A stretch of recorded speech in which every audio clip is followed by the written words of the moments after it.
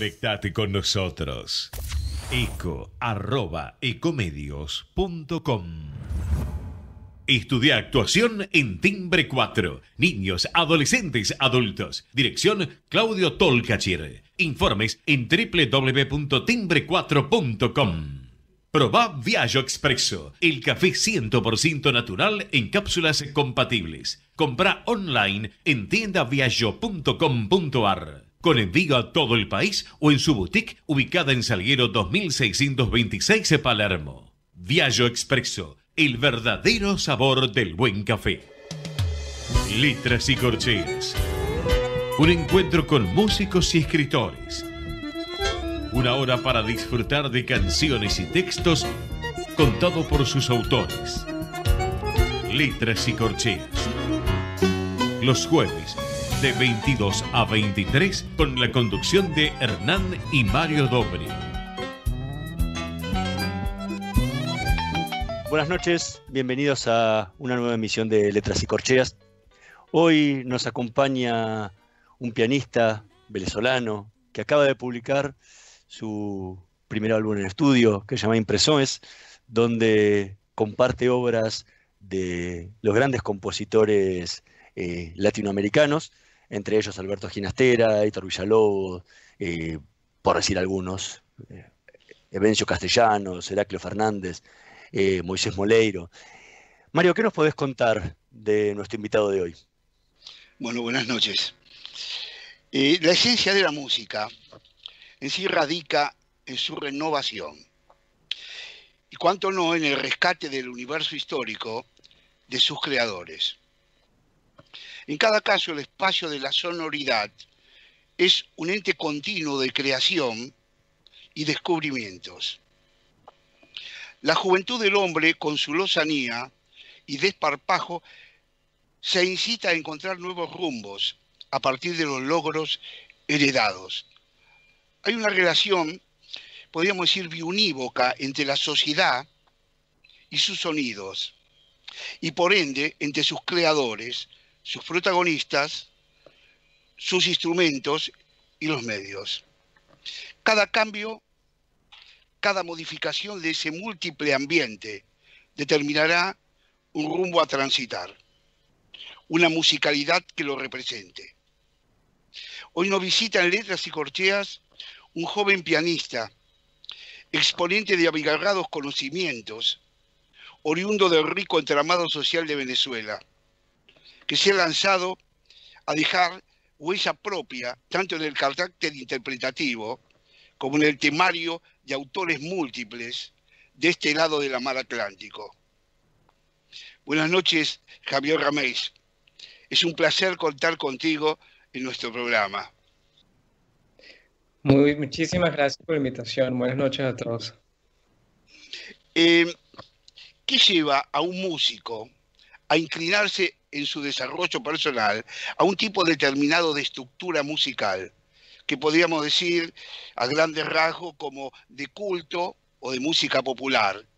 Y además, con esto, ¿qué lleva a descubrir públicos y difusiones particularmente diferentes? Bueno, te cuento, para mí este repertorio ya lo vengo tocando desde hace mucho tiempo. Es un repertorio que venía tocando desde pequeño. Y nosotros los músicos, por supuesto, estamos rodeados de grandísimas referencias musicales, ¿no? De pianistas que han grabado todas las composiciones de los grandes compositores. Y entonces te haces la pregunta, ¿no? Cuando estás en tu carrera, ¿cómo puedo yo sí, como que qué puedo yo traer de nuevo a la música clásica, ¿no? Y entonces ahí es cuando nace todo este interés con mi pasado, que es Latinoamérica, porque bueno, estoy ahora en Holanda desde hace mucho tiempo, y me intereso muchísimo en el repertorio latinoamericano, también porque tenía un profesor argentino, Sebastián Colombo. Estudié con él varios años y bueno, tuve por supuesto su influencia de este repertorio. Y ahí es donde nace la inquietud bueno, hacer un disco completamente latinoamericano donde menciona prácticamente los dos grandes referentes de Latinoamérica y por supuesto no dejar de lado estos compositores venezolanos, que es al final de donde vengo yo. Y así es como empieza entonces el disco de Impresoes, y es como nace la idea de hacer un disco latinoamericano. Y vos mismo lo dijiste, vivís en Holanda hace mucho tiempo, estudiaste en España también. ¿Cómo es recibido en Europa este repertorio de músicos latinoamericanos? Bueno, es muy curiosa la pregunta porque realmente es un repertorio que es muy poco conocido, en general muy poco conocido, pero la gente está muy hambrienta, si se puede decir, de obras nuevas, ¿no? Entonces, cada vez que, de hecho, yo siempre he intentado desde hace mucho tiempo, en todos mis recitales, hacer mitad del recital compositores de los referentes, los grandes referentes, y la otra mitad hacer siempre música latinoamericana. Y la combinación siempre ha sido muy bien recibida, ¿no? Por la gente.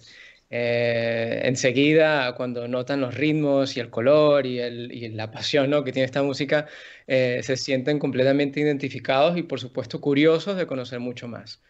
Eso es lo que ha sido mi experiencia con el público, sobre todo el público europeo. Eh, una de las cosas que también ha permitido de que muchos músicos jóvenes se acerquen a un repertorio latinoamericano, tenemos que ver a tu compatriota Dudamel, ¿no? Que Sí. él o sea, la fama, la preeminencia de él, ha llevado la música venezolana, sobre todo, a una difusión, la música popular venezolana, a una difusión orquestal muy importante. Lo mismo en el caso argentino de Barenboim, que ha llevado la música de Piazzolla o la música del tango común, fuera de Piazzolla, a interpretaciones con grandes orquestaciones. Eso ha facilitado un poco de que de pronto te atrevas a incursionar con una temática de esta naturaleza y encuentres público que la aprecie y difusores que tengan interés en que pase esto. Ya, por supuesto, sí, como dices, o sea, nos han ayudado estos grandes pianistas, referentes, directores, por lo menos nosotros también acercarnos a esta música, pero aún así no se puede comparar con el repertorio clásico normal, ¿no? O sea, realmente, de hecho, la sala, cuando viene Dudamel aquí a Europa, se llenan en un segundo porque la gente no escucha este repertorio. Este repertorio en general, en las programaciones de conciertos sí, no se escucha, ¿no? No se programa. Entonces, cada vez que hay algo así diferente, la gente está muy curiosa de conocerlo y de escucharlo, ¿no? Sí, yo lo que veo que también, por ejemplo, hace un tiempo, creo que lo deben seguir sosteniendo vos, formaste un trío, o tenés, o el trío existe, con dos compañeros tuyos que es Suárez y Brizuela, ¿no? Han formado un trío que especialmente se llama Albéniz. Sí. Albéniz es un pianista de fines del siglo XIX, comienzo del siglo XX, que lamentablemente por largas épocas casi no ha sido escuchado. Y comenzó a ser escuchado nuevamente cuando se lo transcribió a la guitarra, ¿no? Ujú. Con, que, a través de la guitarra sus canciones, Asturias, Granada y otras, comienzan a tener ese gusto de llamarle al grupo Albéniz. Tiene un poco el carácter reivindicativo del piano en lo que es la música tuya o la música del grupo. Bueno, por supuesto, ¿no? Por supuesto. Además que nosotros todos somos de la Escuela Reina Sofía, Ujú. y la Escuela Reina Sofía, digo, estudiamos ahí y ahí nos conocimos, ahí crecimos y prácticamente el grupo se forma desde ahí. La Escuela Reina Sofía se llama también la Fundación Albéniz y de hecho hace este trabajo que dices tú, ¿no? Han hecho un trabajo grandísimo con la promoción del compositor Albéniz porque realmente es un compositor que también es poco conocido y es curioso, ¿no? Si no más, recuerdo que bueno, cuando había conciertos normales, ahora con la pandemia no hay, hubo un pianista tocando aquí la suite de Iberia y fue una cosa casi sensacional, ¿no? Y Ah, tú dices, es que realmente la gente, te das cuenta que la gente no conoce esta obra, ¿no? Y lo ven como algo exótico totalmente, cuando para nosotros o en España o los conocedores de Albéniz es algo que, ¿cómo vivir sin conocer la música de Albéniz, ¿no? Casi que la descubrió o la redescubrió, como pasa, por eso al comienzo hablé de la música como las nuevas cosas y el redescubrimiento, ¿no? Casi la redescubrió Andrés Segovia, cuando comienza a hacer toda la transcripción de Albéniz a la guitarra, y después Williams, que también la lleva adelante. O sea que los guitarristas volvieron a llevar adelante una cosa que tenía que ver con los músicos, con los pianistas. Y ahora veo que vos tenés la inquietud de agarrar nuevamente a Albéniz y llevarlo adelante, que cosa me parece maravilloso, Bueno, ¿no? ahora que haces ese paralelismo me hace pensar muchísimo también en, por ejemplo, que la música de Villalobos es muy conocida por la guitarra, ¿no? De hecho, se conoce más la música de Villalobos en la guitarra que en el piano. Y me he encontrado con mucha gente que me dice, qué curioso, ¿no? No conocía esas obras de Villalobos que existen para piano. Bueno, resulta que Villalobos tiene una literatura pianística súper rica y buenísima también. Entonces, eso que hablas de reivindicación en el grupo Albéniz es lo mismo que intento hacer en el disco Impresores, ¿no? O sea, es una música que está allí, que tiene de paso descendencias y muchas referencias a nuestros grandes padres, que es Bach o por ejemplo con Ginastera, no se puede hablar de Ginastera sin ver a Stravinsky o a Bartók, ¿no? Entonces, eh, sí, es eso, es decir, mira, esta música también no es nada más popular, sí, hay elementos folclóricos y populares, pero es una música donde estos compositores desarrollaron un lenguaje extremadamente avanzado y de igual nivel que los grandes compositores que conocemos. Estamos conversando con Javier Ramex. Vamos a escuchar el primer tema que eligió para esta noche de Voces y Memorias, justamente de su disco Impresores, la sonata número 1, el primer movimiento de Alberto Ginastera.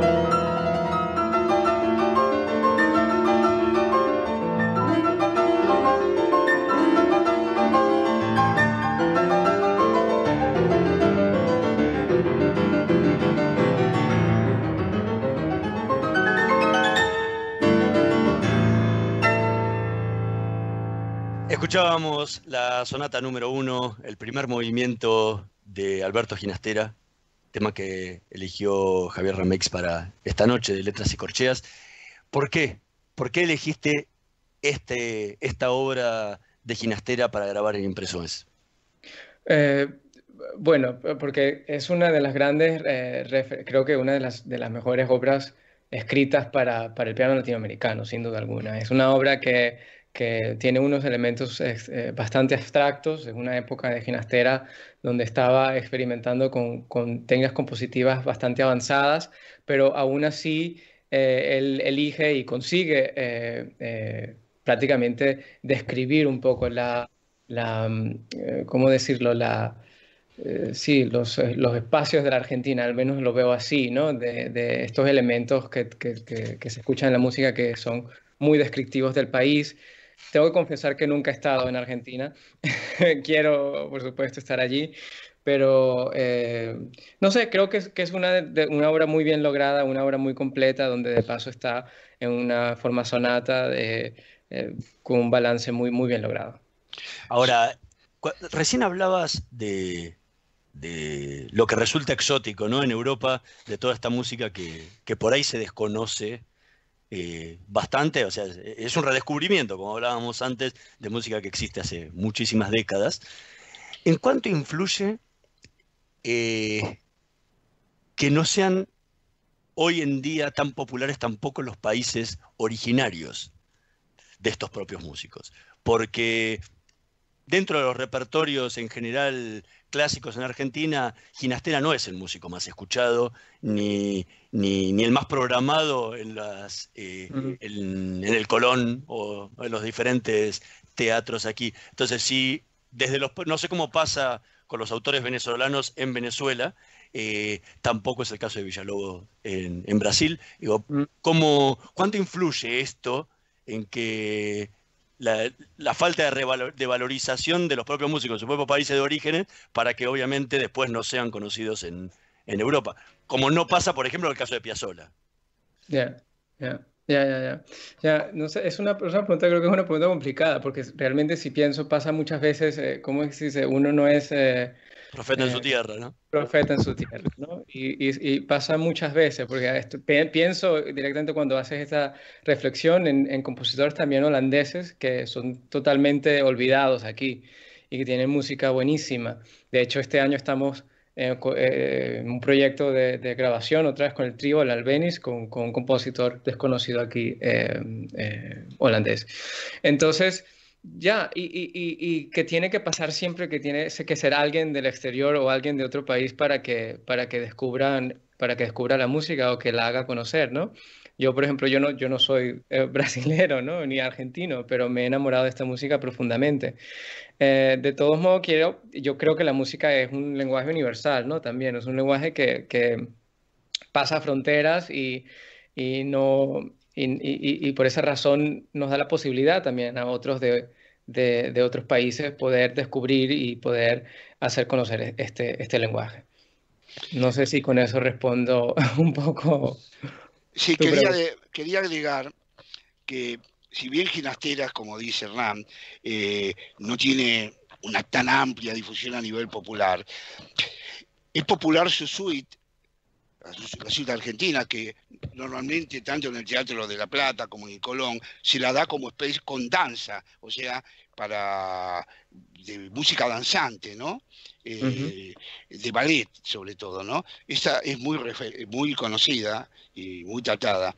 Ahora, también de tanto en tanto, una obra que se ha quedado ahí sonando como Bumarzo en la ópera, que es una ópera muy importante dentro de la Argentina y dentro del concierto americano, ¿no?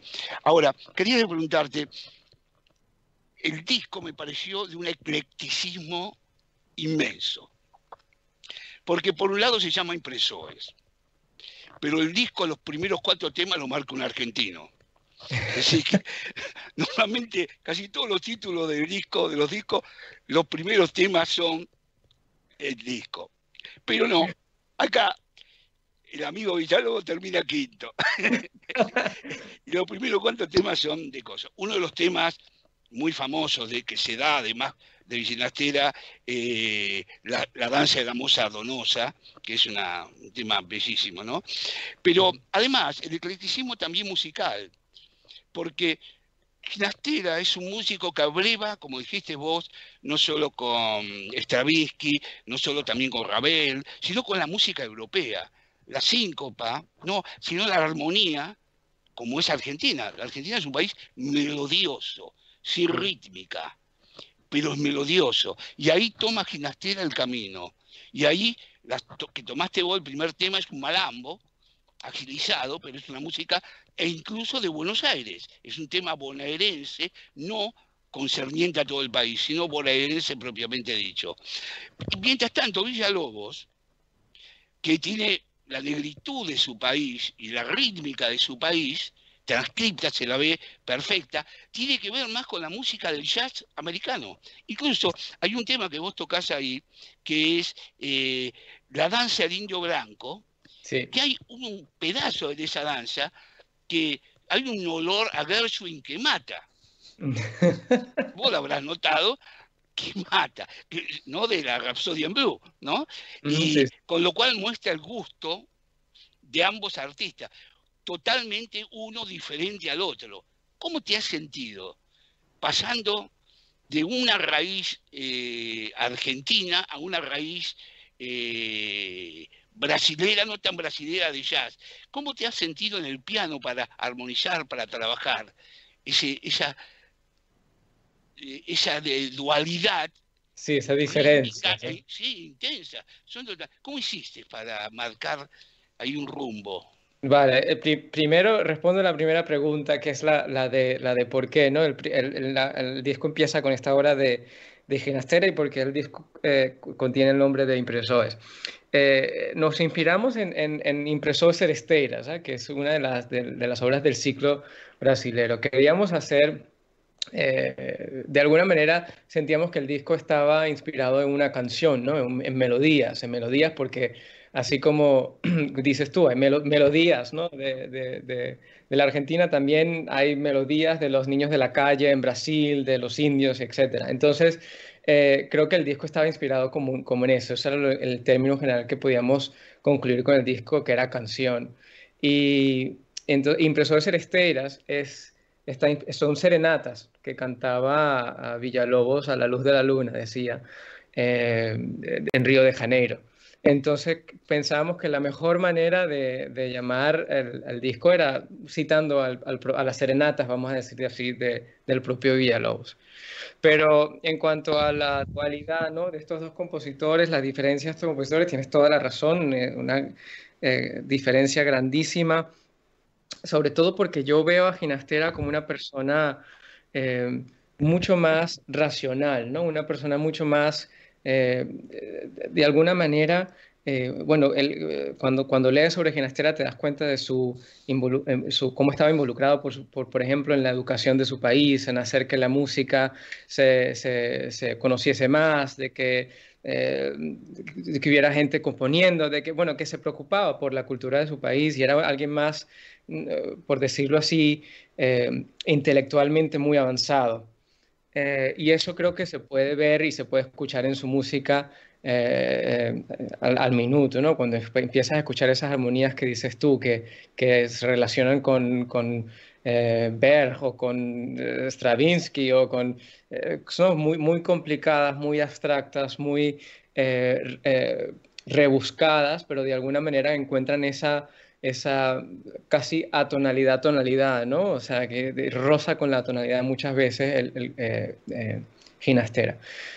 Por esa razón es difícil, ¿no? Difícil todas estas obras porque no es algo que puedas entender, no es un lenguaje que puedas entender como pudiese compararse con Villalobos, que es algo mucho más pasional, es algo más terrenal, es más naturaleza. De hecho, él decía, Brasil soy yo, ¿no? Él decía, él recorrió su país completamente, conocía los desiertos brasileños, conocía a los niños de la calle, los indios. De hecho, recuerdo haber leído una entrevista que le hicieron en un periódico en París y se inventó una anécdota que lo habían secuestrado los indios para hacer creer que realmente él entendía, ¿no? Cómo vivían los indios y cuáles eran las costumbres de los indios, etcétera. Entonces, su música es eso, mucho más pasional, más primitiva, si se puede decir de alguna manera.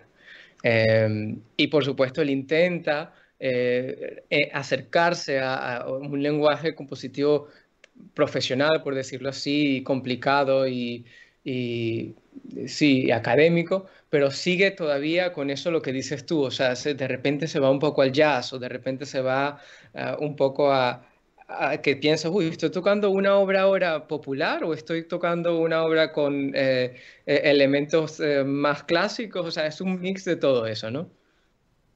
Estamos conversando con Javier Ramex. Vamos a hacer una pequeña pausa. En un minutito más volvemos con más Letras y Corcheas. Vamos la radio, somos tu voz. Vamos con Eco, siempre la verdad y la mejor información. Escuchamos las palabras del cardenal Mario Poli, arzobispo de Buenos Aires y primado de la Argentina. La Semana Santa nos dispone para la Pascua y la Pascua nos trae la alegría que necesitamos en este tiempo para seguir caminando. Qué importante es celebrar la Pascua en familia, en comunidad, congregarnos también en nuestras capillas, en nuestras parroquias, santuarios para celebrar la Pascua de Jesús. Que el Señor nos encuentre en esta Pascua muy unidos, especialmente en familia, y que el Señor los bendiga en el nombre del Padre, y del Hijo, y del Espíritu Santo. Amén. Felices Pascuas. Podés vernos en vivo en ecomedios.com. Contenidos audiovisuales. Conectate con nosotros. Contestador 5 254 2353. Letras y Corcheas. Una hora para disfrutar de canciones y textos contados por sus autores. Con la conducción de Hernán y Mario Dobri.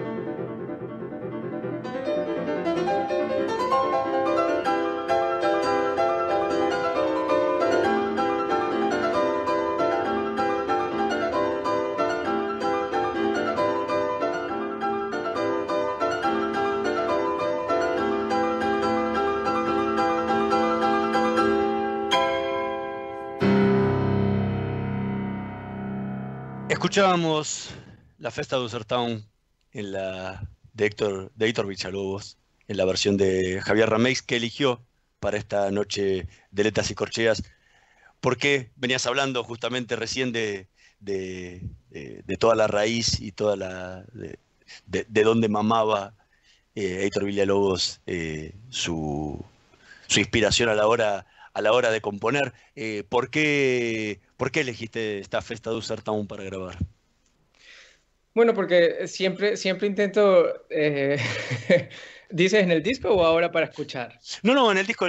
¿Por qué elegiste este ciclo brasileiro dentro de la obra de Héctor Villalobos para grabar, del cual forma parte, obviamente, esta Festa do Sertão, ¿no? Ya. Elegí el ciclo. Bueno, pensé que si tenía que grabar algo de Villalobos tenía que grabar algo completo, ¿no? No iba a elegir obras cortadas. Entonces creo que el ciclo, y además que el ciclo solo tiene sentido si se toca completo, ¿no? Bueno, creo yo que tiene más sentido tocarlo completo. Elegí Las Baquianas y el ciclo porque me parecían que era una de las obras más brillantes, por así decirlo, que tenía Villalobos. Tiene también muchas obras más cortas y que son muy, muy lindas, pero me parecía que en resumen, el ciclo y Las Baquianas hacían un buen contraste con lo que era el piano virtuosístico y el piano más cantable y más profundo, que es, por ejemplo, el principio de la Baquiana número 4, que no se empieza con esos bajos tan profundos y todo tan lento, y creo que debo decir que es una de las obras más difíciles que he tocado, ¿eh? Y estamos hablando de 5 notas, por decirlo así. O sea, en general es una obra con muy pocas notas, pero sin embargo es de una dificultad lograr realizar ese legato y ese cantable que quiere sacar Villalobos.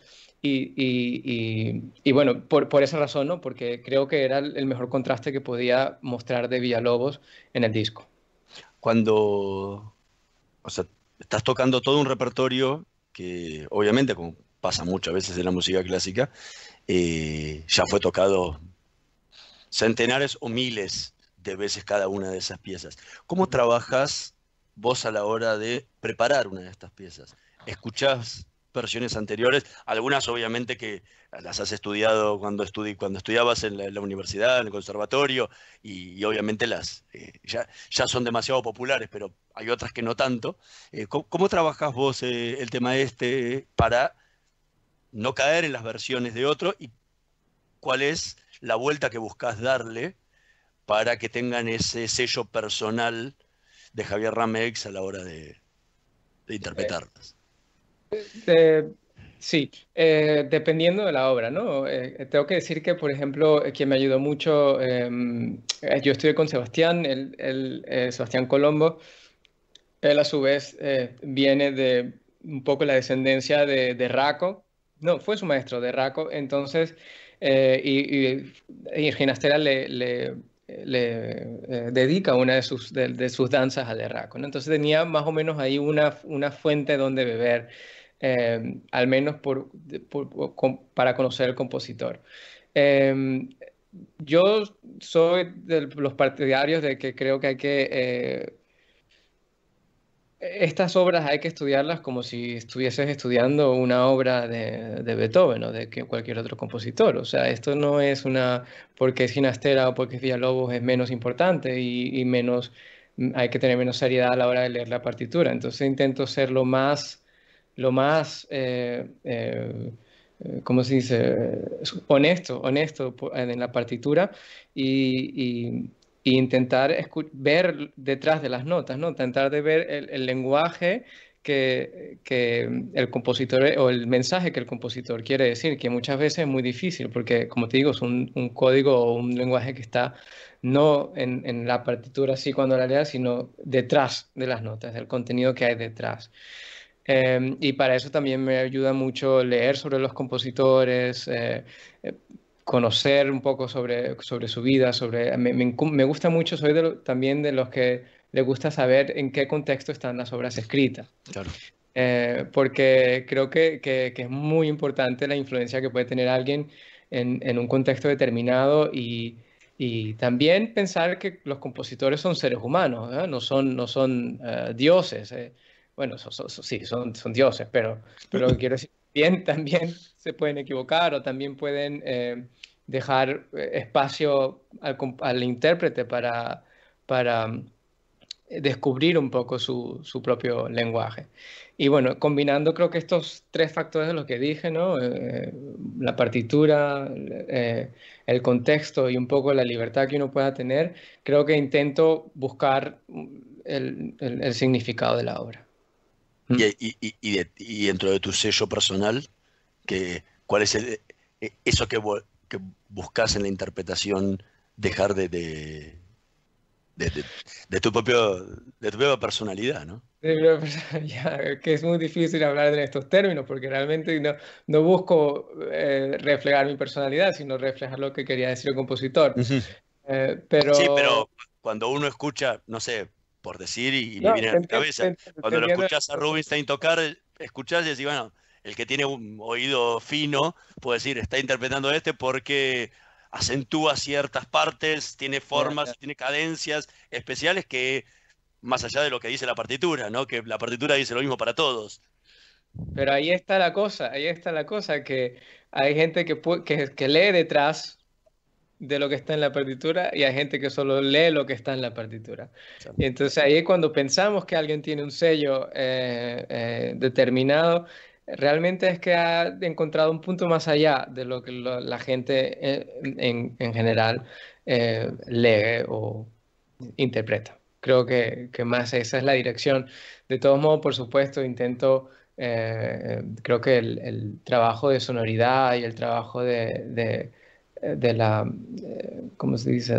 Por cierto, que tengo que decir que soy un gran fan, se puede decir, o seguidor de Escaramuza, quien es una gran referencia ya en Argentina, y que más que él hablaba de la calidad del sonido y del legato, y bueno, he poco crecido también en esta escuela y creo en la importancia de como intérprete buscar esa calidad sonora y esa calidad del legato y del fraseo.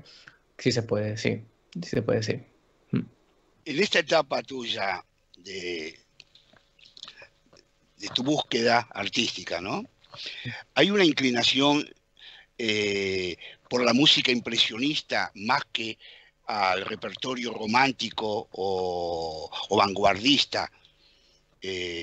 Digo que tanto Villalobos y como Ginasteras, si algo los une en común, en lo que divergen, es su visión impresionista de la música, ¿no? Por eso estábamos hablando de Stravinsky, estábamos hablando de otro, y estábamos hablando de Gershwin también, por ejemplo. En vos, en este momento, porque lo viste, cada músico, cada uno de nosotros, hoy nos gusta esto, mañana vamos para otro lado, ¿no? Y bueno, así es el desarrollo de la humanidad. Hay en este momento un fuerte impacto emocional sobre la música impresionista. De hecho, has dado ahí en el punto, porque la respuesta que te puedo dar es que justo el programa que vamos a grabar con el trío Albéniz es prácticamente todo impresionista. ¿Cómo ha pasado esto? No lo sé, pero se puede decir que ha sido una influencia del disco. De hecho, el segundo disco que viene de música de cámara, yo siempre quería que fuese un hijo, ¿no? De Impresores, que fuese una especie de conexión con el anterior. Y he terminado en este repertorio, sí, o sea, que tienes toda la razón, te doy toda la razón. O sea, que el impresionismo es parte ahora de mi vida y lo será durante este año. Estamos conversando con Javier Rameix. Vamos a escuchar el tercer tema que eligió de su disco Impresores, en este caso El Diablo Suelto de Heraclio Fernández.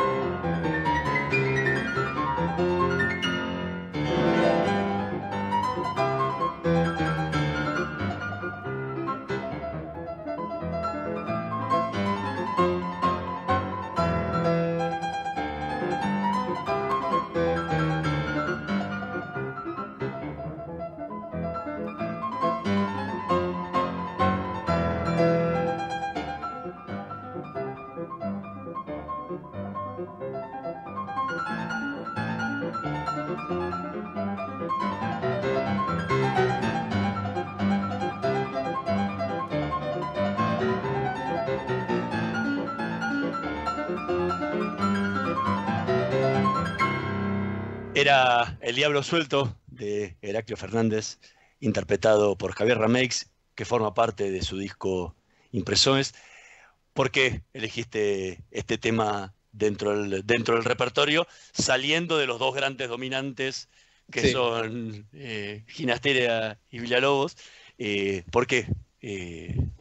Bueno, sí, es una historia más o menos larga, pero primero el disco no podía dejar de ser sin decir de dónde vengo yo, ¿no? O sea, un poco de recordar, de, que, bueno, tengo que decir que aunque estoy nacionalizado aquí y tuve que dejar el pasaporte venezolano por cuestiones legales, tal, yo sentía siempre que tenía que hacer algo como para la revancha, ¿no? Y como era eso, decía, tenía que hacer algo venezolano, ¿no? Entonces ese disco no podía faltar la música venezolana. Además, que es una música que vengo escuchando y que vengo tocando desde que tengo 7 años. Esta música, escuchar el diablo, tocar el diablo suelto o el joropo o Mañanita Caraqueña es prácticamente y recordar los viajes que hacía yo con mi familia durante mi juventud por Venezuela. Y la tradición era que íbamos, ¿no? en el coche, ¿no? Por el camino y te parabas a comer en los restaurantes esos que están al lado de la carretera. Y entonces cuando te parabas ahí a comer, tenías estos grupos tradicionales con maraca y cuatro y arpa, y tocando ahí rapidísimo y a todo volumen esta música, ¿no? Estaban tocando joropo, estaban tocando danzas, y entonces la tradición era que te sentabas a comer tu plato venezolano o tradicional, la arepa, la cachapa, el sancocho, al son de la música a todo volumen y rapidísima. Entonces, esto para mí siempre me marcó, ¿no? Esta cosa de venezolana y para mí estas obras son eso, es una vuelta a Venezuela, una vuelta a la Venezuela de adentro y a Venezuela también, a mi juventud y a mi, no sé, lo llevo siempre suena un poco cursi, pero lo llevo mucho en mi corazón, ¿no? Los temas venezolanos, porque de ahí vengo. Eh, Dijiste hace muchos años que vivís en Holanda, viviste en España y tenés la nacionalidad holandesa actualmente. ¿Te constó como latinoamericano, venezolano, insertarte en el mundillo de la música clásica como intérprete? Creo que eso tiene... no, ¿cómo responder?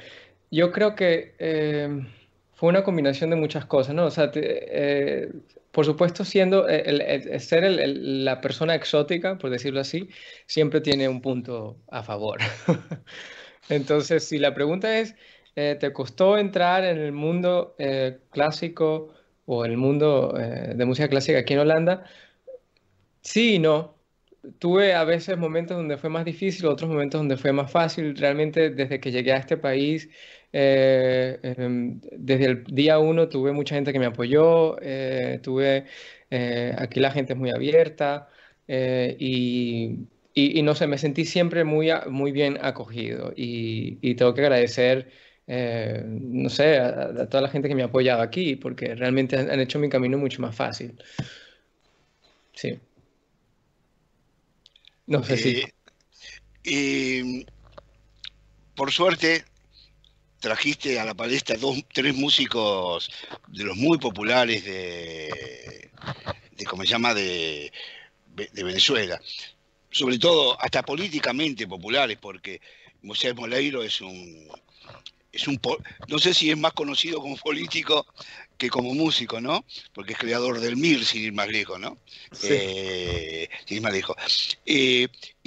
Pero has elegido la línea joropiana, porque el vals, el Diablo Suelto, en cierta forma es un vals casi joropo, ¿no? ¿Estás de acuerdo? O capaz que yo estoy macaleando fuerte.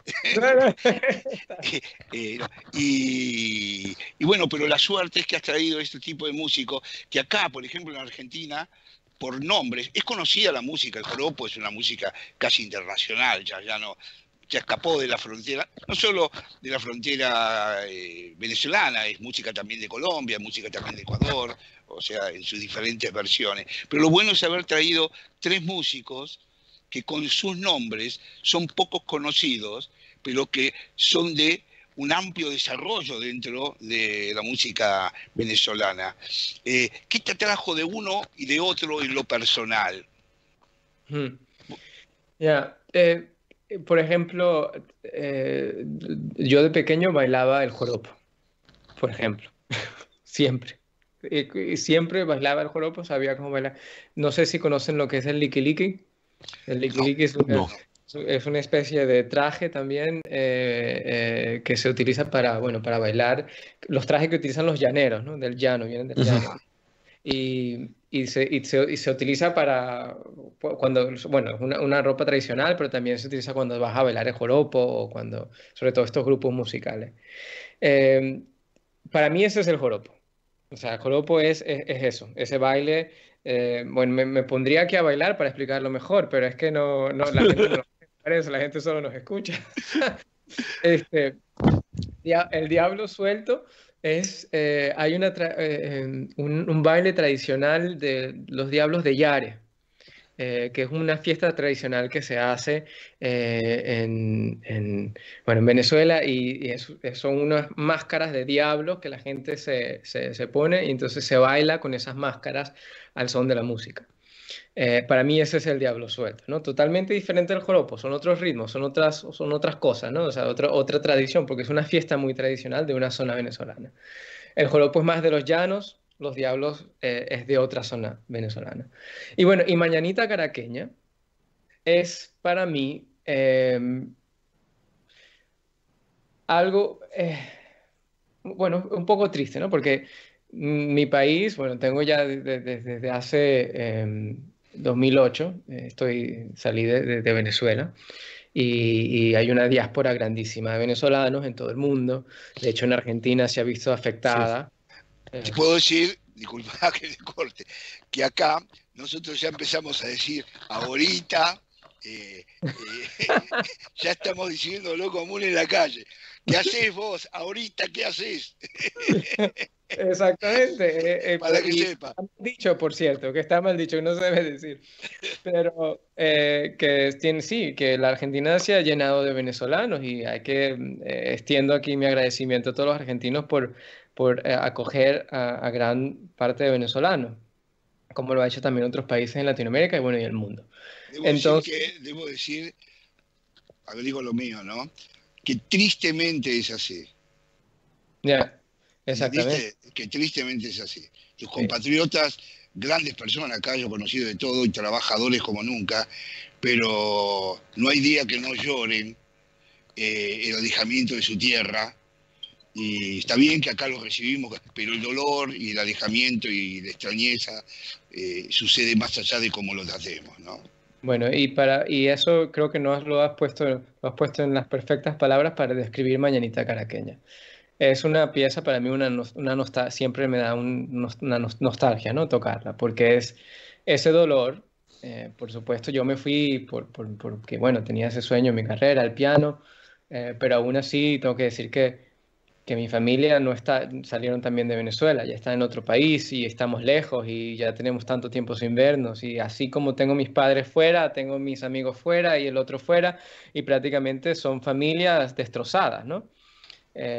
Como le ha pasado a mucha gente. He tenido la suerte, por supuesto, de estar aquí y bien, porque mucha gente se va inclusive caminando desde Venezuela asignada en la mano, o gente, como dices tú, con profesionales, grandes profesionales que terminan trabajando de otras cosas porque no pueden conseguir trabajo o no pueden conseguir una oportunidad cuando se van.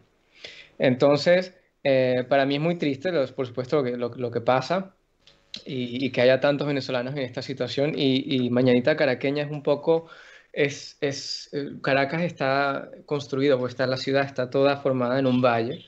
Y entonces tengo que imaginar las montañas, ¿no? Y en las mañanas en Caracas es un poco frío y con las nubes así y el sol. Y para mí eso es Mañanita Caraqueña, ¿no? Cuando escuchas esta obra, de hecho eso fue lo que intenté buscar en la sonoridad a la hora de grabar, esta cosa muy transparente, muy de mañana, ¿no? Que cuando tiene el amanecer.